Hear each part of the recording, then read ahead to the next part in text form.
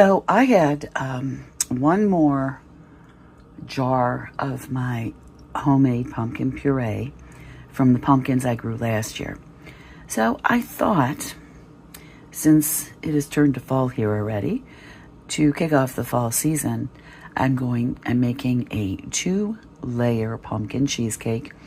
This is the first layer, which is, your basic cheesecake. I'm using, I don't know if I'm saying it right, Neufchâtel instead of cream cheese. I think it has 2 eggs and a half cup of sugar and some vanilla. So I'm putting this in here. With what's left, I'm going to add my homemade, my fresh pumpkin puree. And I forgot to mention, that's a pretzel crust. You could use graham cracker, pretzel, whatever. Okay, so I reserved, a cup of the cheesecake batter. And I am going to add, this is my pumpkin puree I made from last year's pumpkins. This is the last of it. I think with what's left, I might make my dog some pumpkin dog treats. And then I am going to add nutmeg. Got my little grinder here. You can use pre-ground. I've got cinnamon and I've got cloves. I'm going to link the recipe below.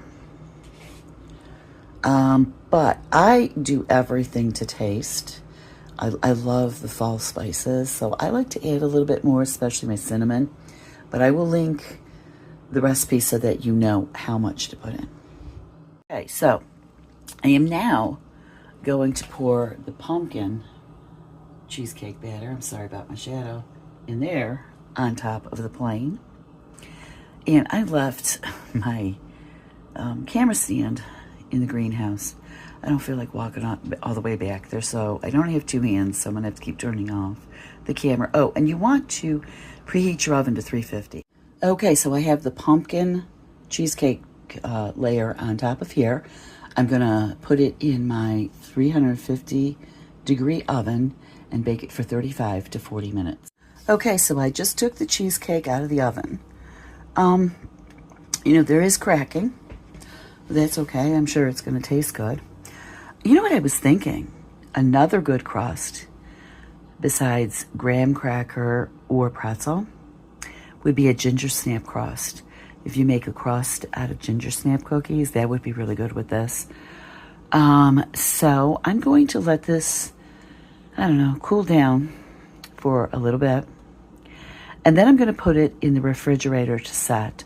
It says to have it set for at least 4 hours. So by the time we have dessert after dinner, this will be ready.